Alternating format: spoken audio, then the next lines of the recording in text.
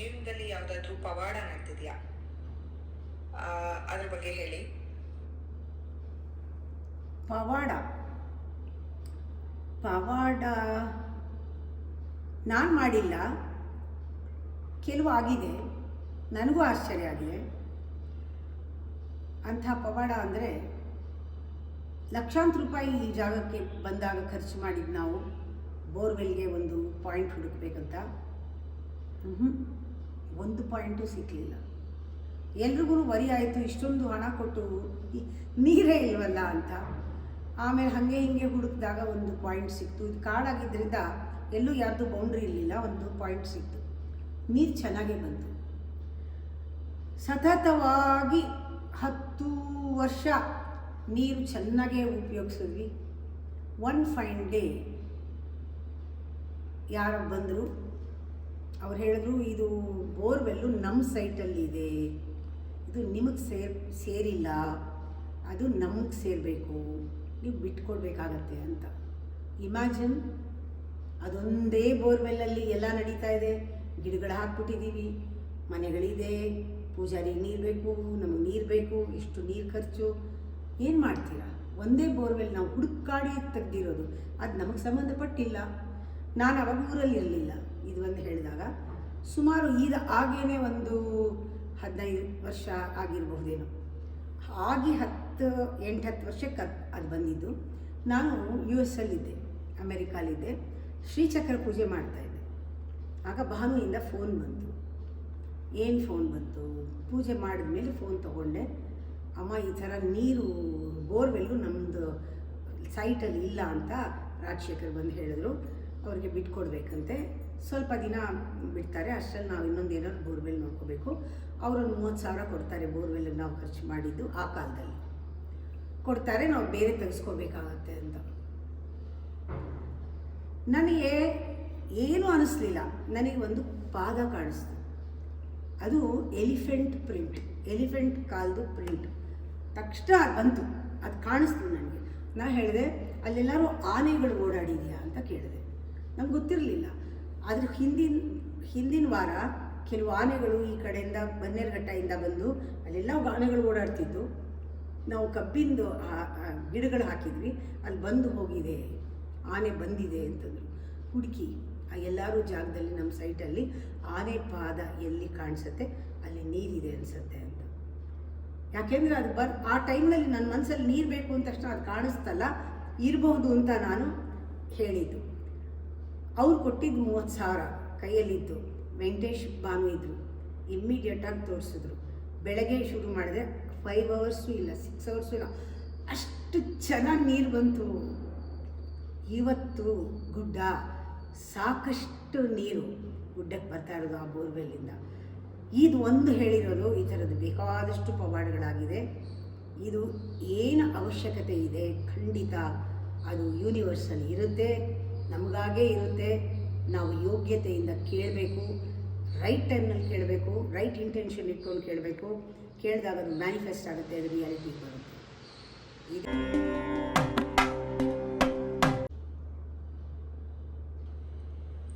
ಅಮ್ಮ, ನಿಮ್ಮ ಜೀವನದಲ್ಲಿ ಯಾವುದಾದ್ರೂ ಪವಾಡ ನಡೆದಿದೆಯಾ? ಅದ್ರ ಬಗ್ಗೆ ಹೇಳಿ. ಪವಾಡ ನಾನು ಮಾಡಿಲ್ಲ, ಕೆಲವು ಆಗಿದೆ, ನನಗೂ ಆಶ್ಚರ್ಯ ಆಗಿದೆ. ಅಂಥ ಪವಾಡ ಅಂದರೆ ಲಕ್ಷಾಂತರ ರೂಪಾಯಿ ಈ ಜಾಗಕ್ಕೆ ಬಂದಾಗ ಖರ್ಚು ಮಾಡಿದ್ದು ನಾವು ಬೋರ್ವೆಲ್ಗೆ ಒಂದು ಪಾಯಿಂಟ್ ಹುಡುಕ್ಬೇಕಂತ. ಒಂದು ಪಾಯಿಂಟು ಸಿಕ್ಕಲಿಲ್ಲ. ಎಲ್ರಿಗೂ ವರಿ ಆಯಿತು, ಇಷ್ಟೊಂದು ಹಣ ಕೊಟ್ಟು ನೀರೇ ಇಲ್ವಲ್ಲ ಅಂತ. ಆಮೇಲೆ ಹಾಗೆ ಹಿಂಗೆ ಹುಡುಕಿದಾಗ ಒಂದು ಪಾಯಿಂಟ್ ಸಿಕ್ತು. ಇದು ಕಾಡಾಗಿದ್ದರಿಂದ ಎಲ್ಲೂ ಯಾರ್ದು ಬೌಂಡ್ರಿ ಇರಲಿಲ್ಲ, ಒಂದು ಪಾಯಿಂಟ್ ಸಿಕ್ತು. ನೀರು ಚೆನ್ನಾಗೇ ಬಂತು. ಸತತವಾಗಿ 10 ವರ್ಷ ನೀರು ಚೆನ್ನಾಗೇ ಉಪಯೋಗಿಸಿದ್ವಿ. ಒನ್ ಫೈನ್ ಡೇ ಯಾರೋ ಬಂದರು, ಅವ್ರು ಹೇಳಿದ್ರು ಇದು ಬೋರ್ವೆಲ್ಲು ನಮ್ಮ ಸೈಟಲ್ಲಿದೆ, ಇದು ನಿಮಗೆ ಸೇರಿಲ್ಲ, ಅದು ನಮಗೆ ಸೇರಬೇಕು, ನೀವು ಬಿಟ್ಕೊಡ್ಬೇಕಾಗತ್ತೆ ಅಂತ. ಇಮ್ಯಾಜಿನ್, ಅದೊಂದೇ ಬೋರ್ವೆಲ್ಲಲ್ಲಿ ಎಲ್ಲ ನಡೀತಾ ಇದೆ. ಗಿಡಗಳು ಹಾಕ್ಬಿಟ್ಟಿದ್ದೀವಿ, ಮನೆಗಳಿದೆ, ಪೂಜಾರಿಗೆ ನೀರು ಬೇಕು, ನಮಗೆ ನೀರು ಬೇಕು, ಇಷ್ಟು ನೀರು ಖರ್ಚು. ಏನು ಮಾಡ್ತೀರಾ? ಒಂದೇ ಬೋರ್ವೆಲ್ ನಾವು ಹುಡುಕಾಡಿ ತೆಗ್ದಿರೋದು, ಅದು ನಮಗೆ ಸಂಬಂಧಪಟ್ಟಿಲ್ಲ. ನಾನು ಅವಾಗ ಊರಲ್ಲಿ ಇರಲಿಲ್ಲ, ಇದು ಒಂದು ಹೇಳಿದಾಗ ಸುಮಾರು ಈಗ ಆಗೇನೆ ಒಂದು 15 ವರ್ಷ ಆಗಿರಬಹುದೇನೋ. ಆಗಿ 8-10 ವರ್ಷಕ್ಕೆ ಅದು ಬಂದಿದ್ದು. ನಾನು US ಅಲ್ಲಿದ್ದೆ, ಅಮೆರಿಕಾಲಿದ್ದೆ, ಶ್ರೀಚಕ್ರ ಪೂಜೆ ಮಾಡ್ತಾಯಿದ್ದೆ. ಆಗ ಭಾನುವಿಂದ ಫೋನ್ ಬಂತು. ಏನು ಫೋನ್ ಬಂತು?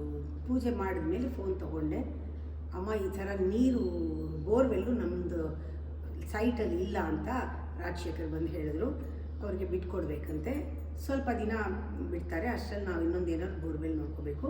ಅವರೊಂದು 30,000 ಕೊಡ್ತಾರೆ, ಬೋರ್ವೆಲ್ಗೆ ನಾವು ಖರ್ಚು ಮಾಡಿದ್ದು ಆ ಕಾಲದಲ್ಲಿ ಕೊಡ್ತಾರೆ, ನಾವು ಬೇರೆ ತೆಗೆಸ್ಕೋಬೇಕಾಗತ್ತೆ ಅಂತ. ನನಗೆ ಏನೂ ಅನ್ನಿಸ್ಲಿಲ್ಲ. ನನಗೆ ಒಂದು ಪಾದ ಕಾಣಿಸ್ತು, ಅದು ಎಲಿಫೆಂಟ್ ಪ್ರಿಂಟ್, ಎಲಿಫೆಂಟ್ ಕಾಲ್ದು ಪ್ರಿಂಟ್. ತಕ್ಷಣ ಅದು ಬಂತು, ಅದು ಕಾಣಿಸ್ತು ನನಗೆ. ನಾನು ಹೇಳಿದೆ, ಅಲ್ಲೆಲ್ಲರೂ ಆನೆಗಳು ಓಡಾಡಿದೆಯಾ ಅಂತ ಕೇಳಿದೆ. ನಮ್ಗೆ ಗೊತ್ತಿರಲಿಲ್ಲ. ಅದ್ರ ಹಿಂದಿನ ವಾರ ಕೆಲವು ಆನೆಗಳು ಈ ಕಡೆಯಿಂದ ಬನ್ನೇರುಘಟ್ಟದಿಂದ ಬಂದು ಅಲ್ಲೆಲ್ಲ ಆನೆಗಳು ಓಡಾಡ್ತಿದ್ದು. ನಾವು ಕಬ್ಬಿಂದು ಗಿಡಗಳು ಹಾಕಿದ್ವಿ, ಅಲ್ಲಿ ಬಂದು ಹೋಗಿದೆ, ಆನೆ ಬಂದಿದೆ ಅಂತಂದರು. ಹುಡುಕಿ ಆ ಎಲ್ಲರೂ ಜಾಗದಲ್ಲಿ ನಮ್ಮ ಸೈಟಲ್ಲಿ ಆನೆ ಪಾದ ಎಲ್ಲಿ ಕಾಣಿಸುತ್ತೆ ಅಲ್ಲಿ ನೀರಿದೆ ಅನಿಸುತ್ತೆ ಅಂತ. ಯಾಕೆಂದರೆ ಅದು ಆ ಟೈಮ್ನಲ್ಲಿ ನನ್ನ ಮನಸ್ಸಲ್ಲಿ ನೀರು ಬೇಕು ಅಂದ ತಕ್ಷಣ ಅದು ಕಾಣಿಸ್ತಲ್ಲ, ಇರಬಹುದು ಅಂತ ನಾನು ಹೇಳಿದ್ದು. ಅವ್ರು ಕೊಟ್ಟಿದ್ದು 30,000 ಕೈಯಲ್ಲಿದ್ದು. ವೆಂಕಟೇಶ್ ಭಾನು ಇದ್ದರು, ಇಮ್ಮಿಡಿಯೇಟಾಗಿ ತೋರಿಸಿದ್ರು. ಬೆಳಗ್ಗೆ ಶುರು ಮಾಡಿದೆ, 5 ಅವರ್ಸು ಇಲ್ಲ, 6 ಅವರ್ಸು ಇಲ್ಲ, ಅಷ್ಟು ಚೆನ್ನಾಗಿ ನೀರು ಬಂತು. ಇವತ್ತು ಗುಡ್ಡ ಸಾಕಷ್ಟು ನೀರು ಗುಡ್ಡಕ್ಕೆ ಬರ್ತಾ ಇರೋದು ಆ ಬೋರ್ವೆಲ್ಲಿಂದ. ಇದು ಒಂದು ಹೇಳಿರೋದು. ಈ ಥರದ್ದು ಬೇಕಾದಷ್ಟು ಪವಾಡಗಳಾಗಿದೆ. ಇದು ಏನು ಅವಶ್ಯಕತೆ ಇದೆ, ಖಂಡಿತ ಅದು ಯೂನಿವರ್ಸಲ್ಲಿ ಇರುತ್ತೆ, ನಮಗಾಗೇ ಇರುತ್ತೆ. ನಾವು ಯೋಗ್ಯತೆಯಿಂದ ಕೇಳಬೇಕು, ರೈಟ್ ಟೈಮ್ನಲ್ಲಿ ಕೇಳಬೇಕು, ರೈಟ್ ಇಂಟೆನ್ಷನ್ ಇಟ್ಕೊಂಡು ಕೇಳಬೇಕು. ಕೇಳಿದಾಗ ಅದು ಮ್ಯಾನಿಫೆಸ್ಟ್ ಆಗುತ್ತೆ, ಅದು ರಿಯಾಲಿಟಿ ಬರುತ್ತೆ.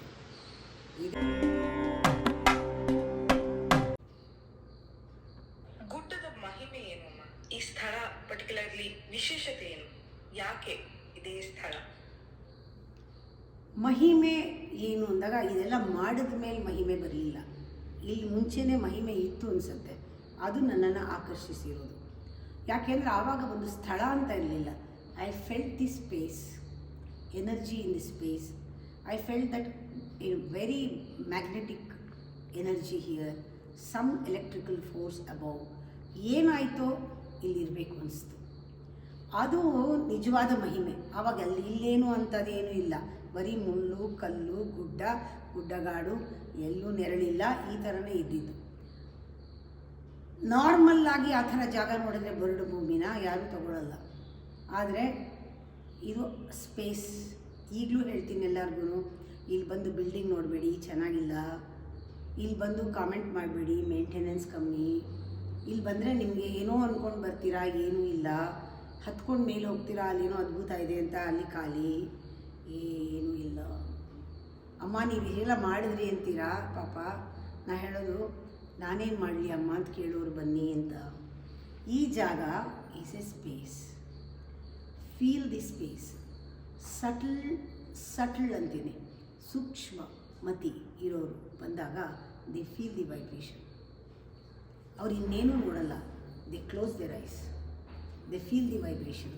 They want to meditate, they want to enjoy the silence, they want to be here, they want to breathe here, they want to eat here, they want to be with Amma, they want to listen to Amma.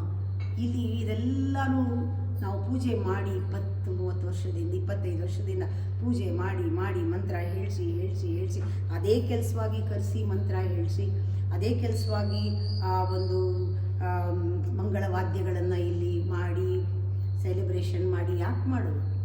ಮಾಡಿಬಿಟ್ಟು ಮುಗ್ಸೋಕ್ಕಲ್ಲ, ಮಾಡಿಬಿಟ್ಟು ಏನೋ ಹಿಡಿದಿಟ್ಕೊಳ್ಳೋಕ್ಕೆ, to consume energy, to store energy. ನನಗೆ ಚೆನ್ನಾಗಿ ಗೊತ್ತು, sound will not die. Science ಹೇಳೋದಿದೆ, sound will travel not in a straight line. Sound ಹೀಗೆ ಓಡಾಡ್ತಾ ಇರುತ್ತೆ. ಇದನ್ನು ಸೌಂಡಲ್ಲಿ ಒಂದು ರೆವರ್ಬರೇಷನ್ ಇದ್ದೇ ಇರುತ್ತೆ. ನಾನು ಮಾತಾಡಿದ್ದೆಲ್ಲ ಇಲ್ಲೇ ಇದೆ, ಸದಾಕಾಲ ಇರುತ್ತೆ, ಯಾವಾಗಲೂ ಇರುತ್ತೆ. ಇಲ್ಲಿ ಒಳಗಡೆ ಸೂಕ್ಷ್ಮವಾಗಿ ಬಂದು ಕೂತ್ಕೊಂಡ್ರೆ ಅವ್ರಿಗದು ತಲುಪತ್ತೆ. ಇದೇ ಥರ ಎಷ್ಟು ಜನ ಇಲ್ಲಿ ಧ್ಯಾನ ಮಾಡಿದ್ರು, ಎಷ್ಟು ಜನ ಇಲ್ಲಿ ಕೂತ್ಕೊಂಡು ಯಾವ ಕಾಲದಲ್ಲಿ ಯಾವತ್ತೋ ಯಾವ ಜನ್ಮದಲ್ಲೋ ಇಲ್ಲಿ ಏನೇನು ಮಾಡಿದ್ರು ಆ ವೈಬ್ರೇಷನ್ ಇನ್ನೂ ಫೀಲ್ ಆಗುತ್ತೆ. ಇನ್ನೂ ಇಲ್ಲಿ ಏನೋ ಒಂದಿದೆ, ಅದು ಮಹಿಮೆ. ಇಲ್ಲಿ ಯಾವ ದೇವರಿದೆ, ಯಾರಿದ್ದಾರೆ, ಏನು ತಿಂದ್ವಿ, ಏನು ಹಾಂ ಇದೇನೋ ಇದೆ ಇಲ್ಲಿ ಆಕರ್ಷಣೆ. ಹೇಳ್ತಾರಲ್ವಾ, ಶಿವ ಆ ದೇವಿ ಶಕ್ತಿಯನ್ನು ಸತಿಯನ್ನು ಕೈಯಲ್ಲಿ ಎತ್ಕೊಂಡು ಅವಳು ಅಗ್ನಿಕುಂಡದಲ್ಲಿ ಬಿದ್ದುಬಿಟ್ಟಿರ್ತಾಳೆ. ಅವಳನ್ನ ಎತ್ಕೊಂಡು ಹೋಗ್ತಾನಂತೆ. ಒಂದೊಂದು ಭಾಗ ಒಂದೊಂದು ಕಡೆ ಬಿದ್ದು ಇವತ್ತು ಅದೆಲ್ಲ ಶಕ್ತಿಪೀಠಗಳಾಗಿವೆ ಅಂತ ಶಂಕರಾಚಾರ್ಯರು ಹೇಳ್ತಾರೆ. ಇತಿಹಾಸದಲ್ಲೂ ಇದೆ, ಪುರಾಣದಲ್ಲೂ ಇದೆ. ಅದು ಹಾಗೆ ತೊಗೊಂಡು ಹೋದಾಗ ಏನೂ ಪಾರ್ಟ್ ಬಿದ್ದಿಲ್ಲ, ಅವಳದು ಕಾಲುಂಗುರ ಬಿದ್ದಿರ್ಬೋದು ಇಲ್ಲಿ. ಅದಕ್ಕೆ ನನಗೆ ಬರೀ ಪಾದ ಕಾಣಿಸಿರ್ಬೋದು, ಗೊತ್ತಿಲ್ಲ. ಅದಕ್ಕೆ ನಾವು ಏನು ಮಾಡ್ತೀವಿ, ಕಾಲುಂಗುರನೇ ಅವಳಿಗೆ ಹಾಕಿ ಪೂಜೆ ಮಾಡ್ತೀವಿ. ಕಾಲುಂಗುರ ಸೇವೆ ಅನ್ನೋದು ಸ್ಪೆಷಲ್, ಅದು ಅವಳ ಮಹಿಮೆ. ಎಷ್ಟೋ ಜನ ಕಾಲುಂಗುರ ಸೇವೆ ಮಾಡಿಸ್ತಾರೆ. ದೇವಿಗೆ ಬಂಗಾರದ ಕಾಲುಂಗುರ ಹಾಕಿದೆ ಪಾದಕ್ಕೆ. ಇದನ್ನು 5 ವರ್ಷಕ್ಕೊಂದು ಸತಿ ಅದನ್ನು ಪೂಜೆ ಮಾಡಿ ಇದಕ್ಕೆ ಒಂದು ದೇವಿಯ ಕಲ್ಯಾಣ ಮಾಡಿಸಿ, ಕಲ್ಯಾಣೋತ್ಸವ ಮಾಡಿ ಆ ಕಾಲುಂಗುರನ ಅವ್ರಿಗೆ ಕೊಡ್ತೀವಿ. ಈ ಥರ ಇದೆ. ಅದರಿಂದ ಇದರ ಮಹಿಮೆ ಬಹಳ ಬಹಳ ಸೂಕ್ಷ್ಮವಾಗಿದೆ.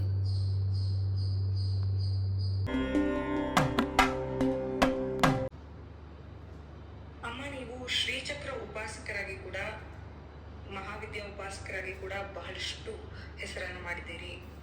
ಅಮ್ಮನವರ ಕೃಪೆ ನಿಮ್ಮ ಮೇಲಿದೆ. ಸೊ ಇದ್ರ ಬಗ್ಗೆ ನಮ್ಮೆಲ್ಲರಿಗೂ ಸ್ವಲ್ಪ ಹೇಳ್ಬೋದಾ? ಹೆಸರು ಮಾಡಿರೋ ವಿಚಾರ ನನಗೆ ಗೊತ್ತಿಲ್ಲ, ಬಟ್ ನನಗೆ ತಾಯಿ ಅಂದಾಗ ಒಂದು ಶಕ್ತಿ ಅಂತಲೇ ನನ್ನ ಮನಸ್ಸಿಗೆ ಬರೋದು. ಲಲಿತಾ ಸಹಸ್ರನಾಮ ಕೇಳುವಾಗ ಪ್ರತಿಯೊಂದು 3 ಗುಣ ಅವಳಲ್ಲಿ ನಾವು ಹೊಗಳ್ತಾ ಹೋಗ್ತೀವಿ. ಜ್ಞಾನನೂ ಹೌದು, ಅಜ್ಞಾನನೂ ಹೌದು, ಮಾಯೇನೂ ಹೌದು, ಎಲ್ಲವೂ ಹೌದು ಅವಳೇ. ಸಹಸ್ರನಾಮದಲ್ಲಿ ಆಳವಾಗಿ ನೋಡ್ತಾ ಇದ್ದರೆ ಅರ್ಥ ನನಗೆ ಈ ಸಾಮಾನ್ಯವಾದ ಒಂದು ಹೆಣ್ಣು ರೂಪ ಕಾಣಿಸ್ಲೇ ಇಲ್ಲ.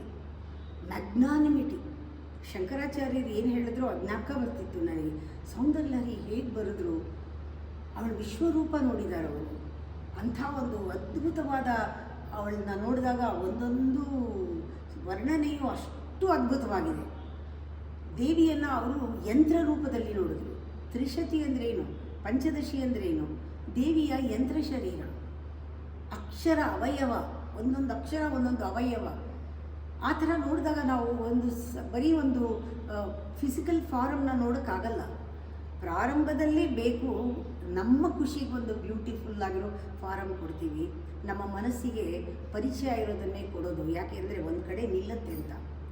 ನಮ್ಮ ಮನಸ್ಸು ನಿರಾಕಾರಕ್ಕೆ ಹೋಗಲ್ಲ, ಅಬ್ಸ್ಟ್ರಾಕ್ಟ್ ಬೇಕಾಗಿಲ್ಲ, ಮೈಂಡ್ ತಗೊಳ್ಳಲ್ಲ. ನಮಗೆ ಪರಿಚಯ ಇರೋದಾದರೆ ತಕ್ಷಣ ಆ್ಯಪಲ್ ಅಂದರೆ ಕಣ್ಣೆದುರಿಗೆ ಆ್ಯಪಲ್ ಬರುತ್ತೆ. ಯಾಕೆಂದರೆ ನಮಗೆ ಪರಿಚಯ ಇದೆ, ನಾವು ನೋಡಿದ್ದೀವಿ. ಹಾಗೆ ನಮ್ಮದೇ ಆದ ಒಂದು ರೂಪವನ್ನು ದೇವಿಗೆ ಕೊಡ್ತೀವಿ. ನಾವೇ ಮಾಡ್ಕೊಳ್ತಾರ ಅಲಂಕಾರನ ದೇವಿಗೆ ಮಾಡ್ತೀವಿ, ಸುಂದರವಾಗಿ ಕಾಣೋವಾಗಿ ಮಾಡ್ತೀವಿ. ಯಾಕೆಂದರೆ ನಮ್ಮ ಮನಸ್ಸು ಅಲ್ಲಿ ನಿಲ್ಲೋದಕ್ಕೆ ಏನಾದರೂ ಬೇಕಲ್ಲ. ಪ್ರಾರಂಭದಲ್ಲಿ ಆಕಾರ ಉಂಟು. ಅದಕ್ಕೆ ಲಲಿತಾ ಸಹಸ್ರನಾಮ ಪ್ರಾರಂಭದಲ್ಲಿ ಆಕಾರ ಹೇಳಕ್ಕೆ ಮುಂಚೆ ಏನು ಹೇಳಿದೆ, ಶ್ರೀ ಮಾತಾ ಅಂತ ಹೇಳಿದೆ. ಈ 3 ನಾಮದ 4 ನಾಮ ತಗೊಳ್ಳಿ, 5ನೇ ನಾಮದಷ್ಟೊತ್ತಿಗೆ ನಿಮಗೆ ಆ ರಹಸ್ಯ ಗೊತ್ತಾಗೋಗುತ್ತೆ. ಲಲಿತಾ ಸಹಸ್ರನಾಮದಲ್ಲಿ ಶ್ರೀ ಮಾತಾ ಅಂತ ಇದೆ. ಶ್ರೀ ಮಾತಾ ಅಂದಾಗ ಜನನಿ, ಎಲ್ಲರಿಗೂ ಅವಳೇ ಜನನಿ ಅಂತ, ಸೃಷ್ಟಿಕರ್ತಳು ಅಂತ, ತಾಯಿ ಅಂತ.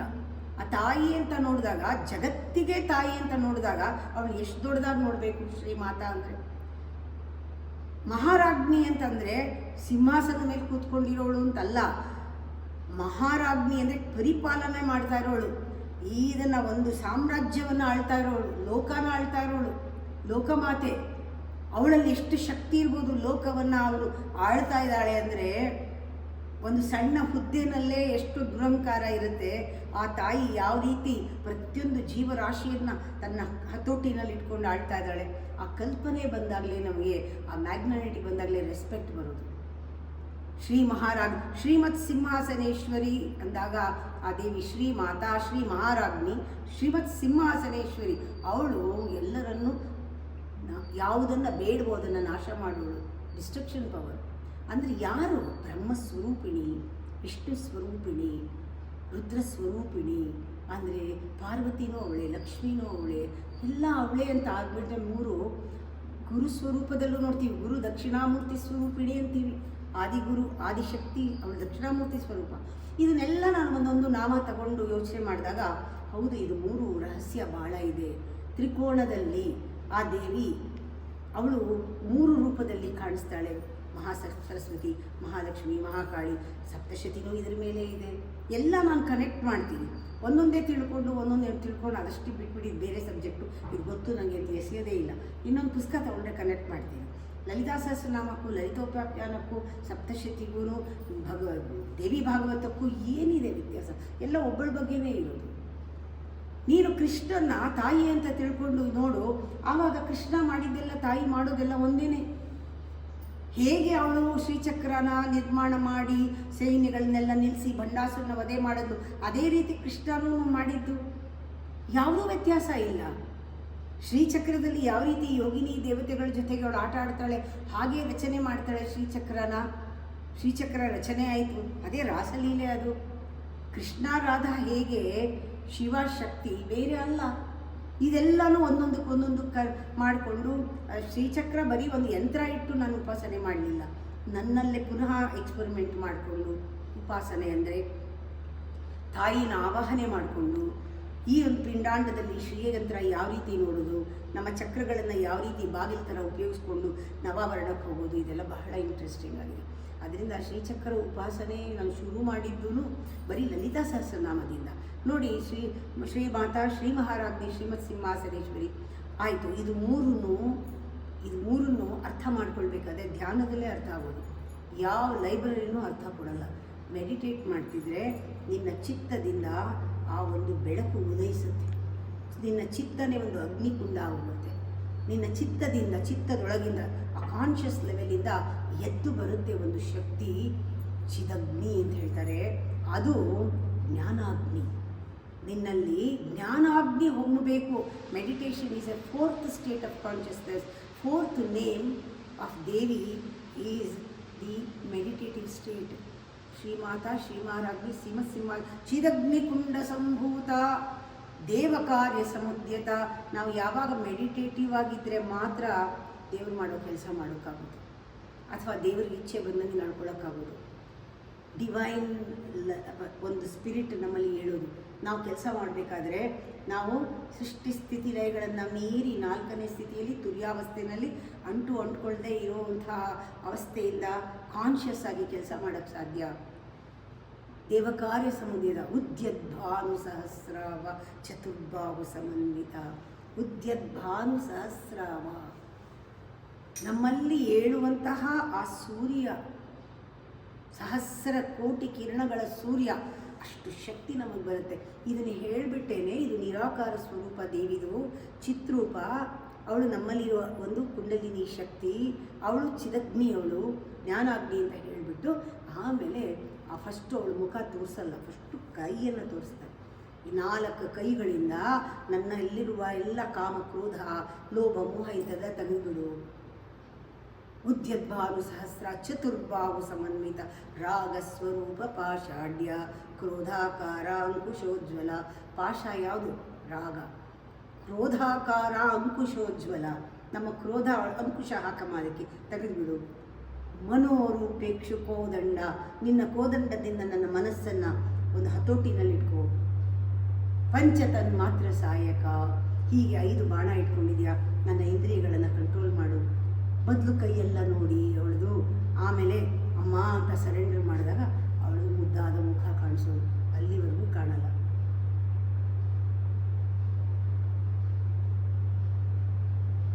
ಪಂಚತನ್ ಮಾತ್ರ ನಿಜ ಅರುಣ ಪ್ರಭಾಪೂರ ಮಜ್ಜದ್ ಬ್ರಹ್ಮಾಂಡ ಮಂಡಲ ಕುರುವಿಂದ ಮಣಿಶ್ರೇಣಿ ಕನಕೋಟೀರ ಮಂಡಿತ.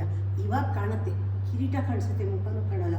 ಮೊದಲು ಆ ಕಿರೀಟ ತುದಿ, ಆ ಕಿರೀಟ, ಆಮೇಲೆ ಹಣೆ, ಆಮೇಲೆ ಕಣ್ಣು, ಆಮೇಲೆ ಅವ್ರದ್ದು ಒಂದೊಂದೇ ಭಾಗ ನೋಡೋಕ್ಕೆ ಯೋಗ್ಯರಾಗ್ತೀವಿ ನಾವು.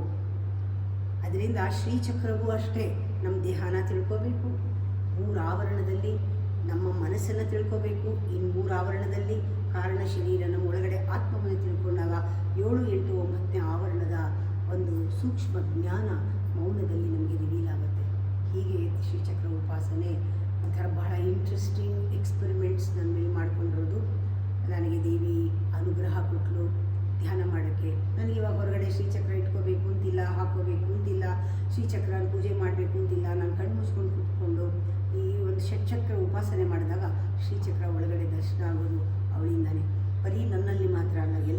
ಶ್ರೀಚಕ್ರ ಇದೆ. ಎಲ್ಲರಲ್ಲೂ ಕೂಡ ದೇವಾಲಯ, ಅದರಲ್ಲಿ ಅವಳು ವಾಸವಾಗಿದ್ದಾಳೆ. ಅವ್ರನ್ನ ರೆಸ್ಪೆಕ್ಟ್ ಮಾಡಬೇಕು, ಅವ್ರನ್ನ ಪ್ರೀತಿಸಬೇಕು, ಅವ್ರಿಗೆ ಏನು ಸಮಯಕ್ಕೆ ಏನು ನೆರವು ಬೇಕೋ ಕೊಡಬೇಕು. ಇದು ದೇವಿಯೇ ಮಾಡಿಸೋದು, ಎಲ್ಲವೂ ಅವಳ ಭಾಗವೇ ಆಗಿದೆ ಅಲ್ಲ. ಹೀಗೆ ವಿಶ್ವರೂಪ ನೋಡೋದೇನೆ ಶ್ರೀಚಕ್ರ. ಎಲ್ಲ ಒಂದೇ, ಭಗವದ್ಗೀತೆ ರಸವೂ ಒಂದೇ, ಲಲಿತಾ ಸಹಸ್ರನಾಮದ ರಸವೂ ಒಂದೇ, ಸಾರವೂ ಒಂದೇ.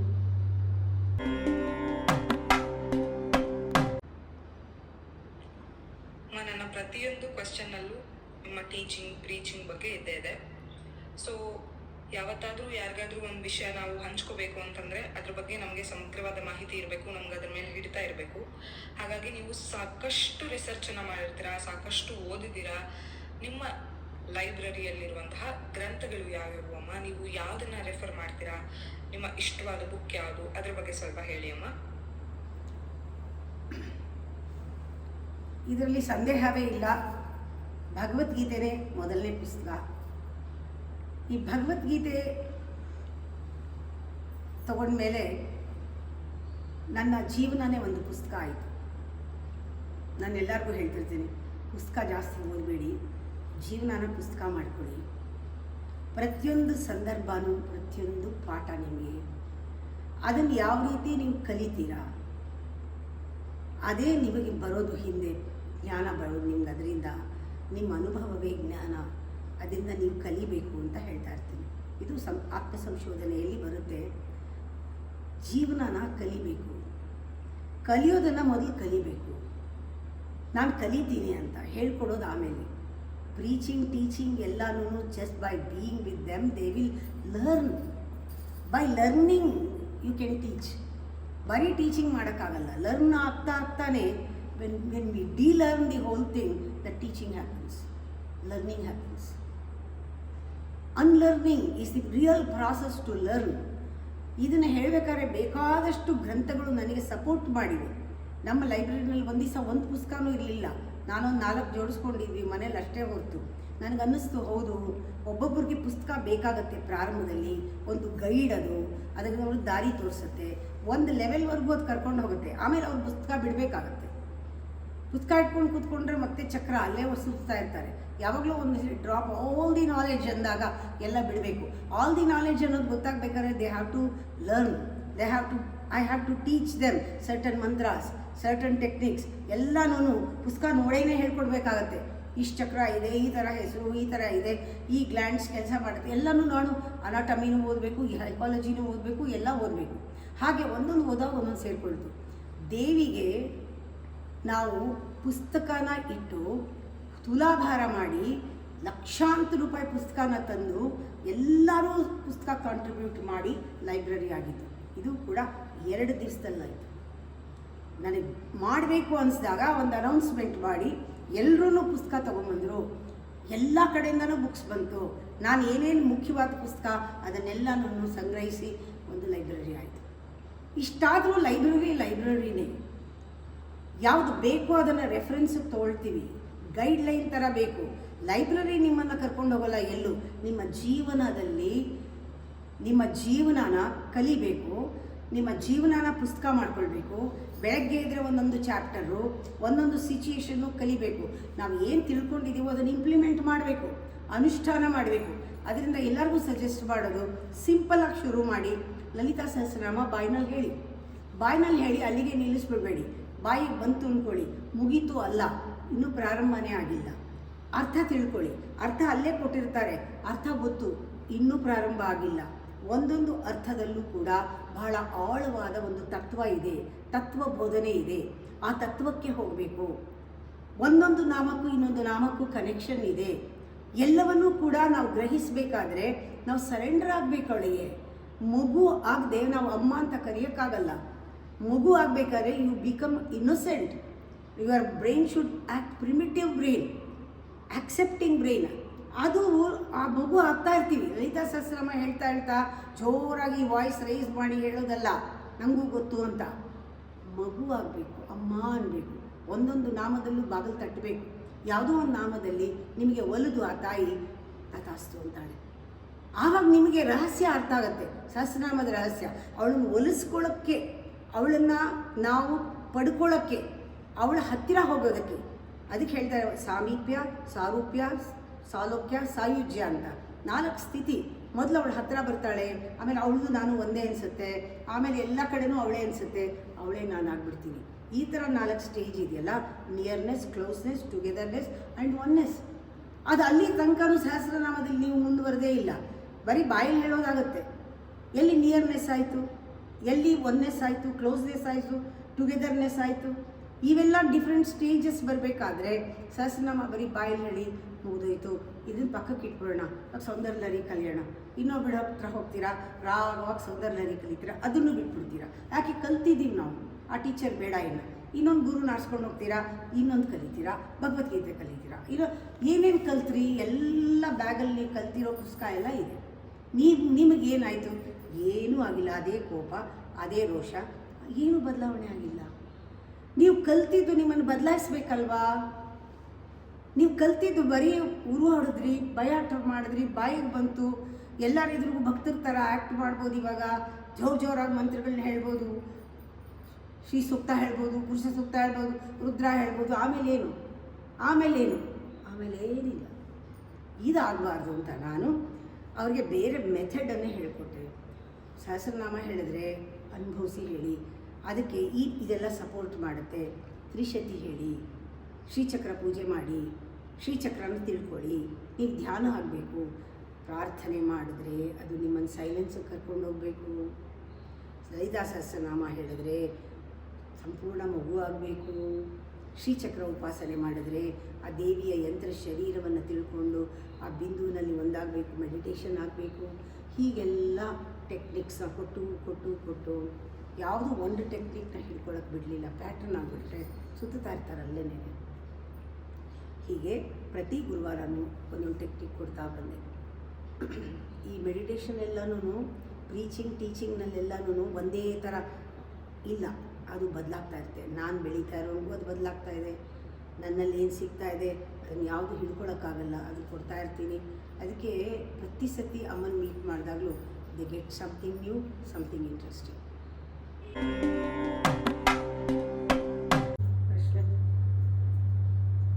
ಅಮ್ಮ, ನಾವಾಗಲೇ ಮಾತಾಡ್ತಾ ಭಗವದ್ಗೀತೆಯ ವಿಷಯ ಪ್ರಸ್ತಾಪ ಆಯಿತು.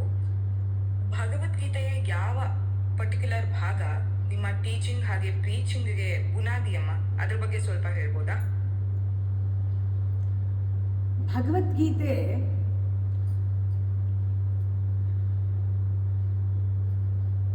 ಓದ್ತಾ ಇದ್ದರೆ ನಮ್ಮನ್ನು ಸಂಸಾರಿಗಳಾದ ನಮ್ಮನ್ನು ಆಕರ್ಷಿಸೋದು ಕರ್ಮಯೋಗ. ನಮಗೆ ಬೇಕಾಗಿರೋದು ಕರ್ಮಯೋಗ. ಒಂದು ಸುಂದರವಾದ ವನದಲ್ಲಿ ಹೇಗೆ ಒಂದು ತಾವರೆ ಕೊಳ ಒಂದು ಆಕರ್ಷಣೆಗೆ ಸೆಂಟರ್ ಆಫ್ ಅಟ್ರಾಕ್ಷನ್ ಆಗುತ್ತೋ, ಹಾಗೆ ಭಗವದ್ಗೀತೆಯಲ್ಲಿ ಕರ್ಮಯೋಗ ಒಂದು ಅಟ್ರಾಕ್ಟ್ ಮಾಡುತ್ತೆ ಎಲ್ಲರನ್ನೂ. ಯಾಕೆಂದರೆ ಕರ್ಮಯೋಗ ಬಹಳ ಆಳವಾಗಿದೆ. ಬರೀ ಕರ್ಮ ಅಂತ ಇಲ್ಲ, ಕರ್ಮಯೋಗದ ಎಸೆನ್ಸ್ ತಿಳ್ಕೊಂಡ್ರೆ ಸಾರ ಅದರಲ್ಲಿ ಜ್ಞಾನ ಇದೆ. ಕರ್ಮಯೋಗದ ತುಂಬ ಜ್ಞಾನ ಅದರಲ್ಲಿ. ಹಾಗೆ ನಾವು ಆ ಜ್ಞಾನದ ಒಳಗೆ ಕರ್ಮ ಜ್ಞಾನವನ್ನು ತಿಳ್ಕೊಳ್ತಾ ಅದರಲ್ಲಿ ರಾಜಯೋಗ ಇದೆ. ನಮ್ಮ ಬುದ್ಧಿಶಕ್ತಿಯನ್ನು ಆ ಸೈಕಿಕ್ ಪವರ್ ಅಂತಾರಲ್ಲ, ಆ ಬುದ್ಧಿಶಕ್ತಿಯನ್ನು ನಾವು ಪಡೆಯೋದು ಹೇಗೆ, ಆ ಚಿತ್ತಶಕ್ತಿಯನ್ನು ಪಡೆಯೋದು ಹೇಗೆ, ಪ್ರಜ್ಞಾಶಕ್ತಿಯನ್ನು ಪಡೆಯೋದು ಹೇಗೆ ಅನ್ನುವ ರಾಜಯೋಗದ ರಹಸ್ಯಗಳೆಲ್ಲ ಕರ್ಮಯೋಗದಲ್ಲೇ ಇದೆ. ಕೃಷ್ಣನ ಒಂದೊಂದು ಮಾತಿನಲ್ಲೂ ಕೂಡ ಸಾರ ಇದೆ, ಒಂದೊಂದು ಅಕ್ಷರವೂ ಕೂಡ ಅಷ್ಟು ಚೆನ್ನಾಗಿ ಜೋಡಣೆ ಇದೆ. ಹಾಗೆ ನಾವು ಅದನ್ನು ಫೀಲ್ ಮಾಡಿಕೊಂಡು, ಹೌದು ಇದು ಈ ಬುದ್ಧಿ ಚುರುಕಾಗ್ತಾ ನಾವೆಲ್ಲ ಎಂಜಾಯ್ ಮಾಡ್ತೀವಿ. ಒಂದೊಂದು ಎಮೋಷನ್, ಹೊಸ ರೀತಿ ಎಮೋಷನ್ ಬರುತ್ತೆ. ಭಗವದ್ಗೀತೆ ಓದ್ತಾ ಇದ್ದರೆ ಭಕ್ತಿ ಅನ್ನೋದು ನಮಗೆ ಏನು ಅಂತ ಗೊತ್ತಾಗುತ್ತೆ. ಪರಮಾತ್ಮನ ಜೊತೆಗೆ ನಿಕಟವಾದ ಒಂದು ಸಂಬಂಧ. ಹೌದು, ಈ ಮಾತು ನನಗೋಸ್ಕರ ಆಡ್ತಾ ಇರೋದು. ನಾವು ಅರ್ಜುನನೇ ಆಗ್ಬಿಡ್ತೀವಿ. ಈ ಮಾತು ನನಗೋಸ್ಕರ ಅವನು ಹೇಳಿರೋದು, ನನ್ನ ಸಂಸಾರದಲ್ಲಿ ಅಂಟ್ಕೊಳ್ಳದೆ ಇರೋಕ್ಕೆ, ನನ್ನ ಸಂಬಂಧಗಳನ್ನ ಚೆನ್ನಾಗಿ ಮಾಡ್ಕೊಳ್ಳೋಕ್ಕೆ ಅಂತ ಅಂದರೆ ಭರವಸೆ. ಕೃಷ್ಣನ ಮೇಲೆ ಅಷ್ಟೊಂದು ಭರವಸೆ. ಗುರು ಅಂತ, ಅವನೇ ನನಗೆ ಸಖ ಅಂತ. ಹೇಗೆ ಅರ್ಜುನ ಸರೆಂಡರ್ ಆದ, ಕೃಷ್ಣಾರ್ಪಣ ಅಂದರೆ ಎಲ್ಲವೂ ಸಿಗತ್ತೆ, ಕೋಟಿ ಕೋಟಿ ಪಾಪ ಪರಿಹಾರ ಅಂತಾರಲ್ಲ, ಹಾಗೆ ಒಂದು ಭಕ್ತಿ ಬರುತ್ತೆ. ಗೌರವಾನ್ವಿತ ಭಕ್ತಿ, ಶ್ರದ್ಧಾಪೂರ್ಣವಾದ ಭಕ್ತಿ ಬರುತ್ತೆ. ನಾನು ಅರ್ಜುನನೇ ಆಗಿಬಿಟ್ಟಿದ್ದೆ ಅದು ಓದುವಾಗ. ನನಗೆ ಗೊತ್ತಾಯಿತು ಇನ್ಯಾವ ಯೋಗನೂ ಇನ್ನೆಲ್ಲೂ ಹೋಗೋದು ಬೇಡ, ಈ ಕರ್ಮ ಯೋಗದಲ್ಲಿ ಅಂದರೆ ನಾವು ಊಟ ಮಾಡೋ ಕರ್ಮದಲ್ಲಿ ಇಂಥ ರಸ ಇದೆ. ನಾವು ಮಾಡ್ತಾ ಇರೋ ದಿನನಿತ್ಯ ಮಾಡ್ತಾ ಇರೋ ಸಣ್ಣ ಪುಟ್ಟ ಕರ್ಮದಲ್ಲೂ ಕೂಡ ಅಷ್ಟೊಂದು ಜ್ಞಾನ ಇದೆ, ನಮಗೆ ಕಣ್ಣು ತೆರೆಸುತ್ತೆ. ಚಿಕ್ಕ ಕೆಲಸ ಇರ್ಬೋದು ನೋಡೋದಕ್ಕೆ, ಬೇರೆಯವರು ಅದನ್ನು ಕನ್ಸಿಡರೇ ಮಾಡಿಲ್ಲದೆ ಇರ್ಬೋದು. Small thing brings big difference when you apply karmayoga. ಚಿಕ್ಕದು. ಹಾಗೆ ನನಗೆ ಅದರಲ್ಲಿ ಜ್ಞಾನ ಕಾಣಿಸ್ತು, ರಾಜಯೋಗ ಕಾಣಿಸ್ತು, ಭಕ್ತಿಯೋಗ ಕಾಣಿಸ್ತು. ಇಂಥ ಭಕ್ತಿಪೂರ್ಣವಾಗಿ ನಾವು ಏನು ಸಮರ್ಪಣೆ ಮಾಡಿದ್ರೂ what karma you do, how much karma you do, doesn't matter to Krishna. If you do with bhakti, he will ನಿಜವಾಗ್ಲೂ ಸ್ಟ್ರೈಟಾಗಿ ಬಂದು ನೇರವಾಗಿ ಅದನ್ನು ಸ್ವೀಕರಿಸ್ತಾನೆ. ಅದಕ್ಕೆ ಏನೇನು ಫಲ ಬೇಕೋ ನಮಗೆ ಅದನ್ನು ಕೊಡ್ತಾನೆ. ಆ ಫಲ ಎಲ್ಲ ನಮ್ಮಿಷ್ಟದಂತಲ್ಲ, ಅವನಿಗೆ ಗೊತ್ತು ನಮ್ಗೆ ಏನು ಕೊಡಬೇಕು ಅಂತ, ಯಾವ ಸಂದರ್ಭದಲ್ಲಿ ಯಾವ ರೀತಿ ನಮ್ಮನ್ನು ಉದ್ಧಾರ ಮಾಡಬೇಕು. ಯಾಕೆಂದರೆ ನಾವು ಸಂಪೂರ್ಣವಾಗಿ ಅವನಿಗೆ ಶರಣಾಗ್ಬಿಟ್ಟಿದ್ದೀವಿ. ಕರ್ಮಯೋಗದಲ್ಲಿ ನಿಜವಾಗ್ಲೂ ಸೇವಾ ಮನೋಧರ್ಮ, ಪ್ರೀತಿ, ಪ್ರೇಮ ಇವೆಲ್ಲವೂ ತುಂಬಿರುತ್ತೆ. ಆ ಕರ್ಮ ಅನ್ನೋದು ಮಾಡೋಕ್ಕೆ ಮುಂಚೆ ನಮಗೆ ತುಂಬ ಶಕ್ತಿಯನ್ನು ಕೊಡುತ್ತೆ. ಬಿಕಾಸ್ ಕೃಷ್ಣನೇ ಸಾಕ್ಷಾತ್ ಕರ್ಮ ಮಾಡೋಕ್ಕೆ ನಿಂತುಬಿಡ್ತಾನೆ, ಕೃಷ್ಣನೇ ಮಾಡ್ತಾನೆ. You will become a tool to Krishna. ಅಷ್ಟು ಎಫರ್ಟ್ಲೆಸ್ ಅನಿಸುತ್ತೆ. ಹಾಗೆ ಕರ್ಮಕ್ಕೆ ಮುಂಚೆ ಆ ಒಂದು ಝೀಲ್ ಅಂತೀವಲ್ಲ, ಆ ಒಂದು ಹುಮ್ಮಸ್ಸು, enthusiasm is Krishna in us, bubbling of energy. You feel Krishna is dancing in you. He is ready. That readiness itself is you are perfect ಅಂತ. During karma he will be with you. You feel his presence. He will guide you each and every step during karma. After karma, there is no expectation. Krishna becomes you. You become Krishna. That oneness with Krishna, you relax in life so nicely. ಅದಕ್ಕೆ ನನಗೆ ಕರ್ಮಯೋಗ ಪಾಠ ತುಂಬ ಇಷ್ಟ ಆಯಿತು.